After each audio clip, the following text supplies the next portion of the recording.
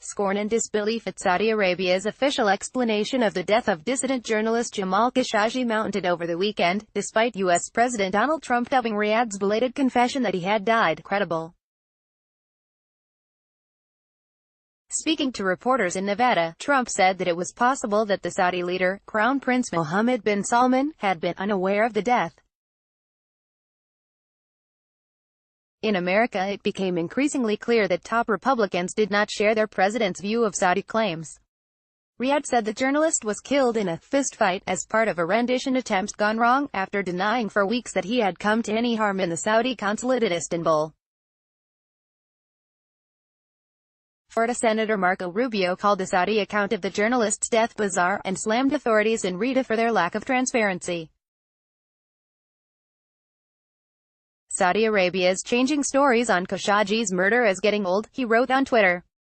Along with other senior U.S. politicians, Rubio said he would insist on a full investigation by U.S. intelligence, and called for those responsible to face sanctions under the Magnitsky Act, legislation named after a murdered Russian lawyer which punishes Russian human rights offenders.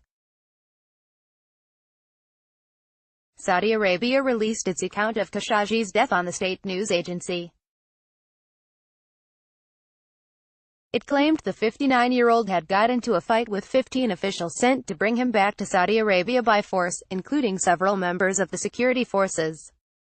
His body was disposed of by a local collaborator, officials later added. That claim allowed Saudi officials to disassociate themselves from the search for remains, which could potentially contradict their account. Saudi journalist Jamal Khashoggi, who is believed to have been murdered in the Saudi consulate, photograph, Anadolu agency, Getty Images. Turkish authorities have presented an entirely different version of Khashoggi's last moments. In details slowly leaked to international and national press, investigators allege the journalist was tortured and murdered and his body dismembered with a bone saw. They have provided details of 15 men who arrived in Istanbul from Riyadh on private jets owned by the Saudi royal family on the day of Khashoggi's death, who included members of Crown Prince Mohammed bin Salman's security staff and a well-known forensics expert. The Republican chair of the powerful Senate Foreign Relations Committee, Bob Corker, also questioned the Saudi account. The story the Saudis have told about Jamal Khashoggi's disappearance continues to change with each passing day, so we should not assume their latest story holds water, he said. The U.S. administration must make its own independent, credible determination of responsibility for Khashoggi's murder under the global Magnitsky investigation. Under the law, the administration has 120 days from the day the Senate invoked global Magnitsky, the 10th of October, to present the results of an investigation and a decision on sanctions. Khashoggi was a Saudi national but a U.S. permanent resident, and wrote a regular column for The Washington Post. Saudi Arabia had been under significant pressure from the White House to offer an explanation in the escalating diplomatic crisis.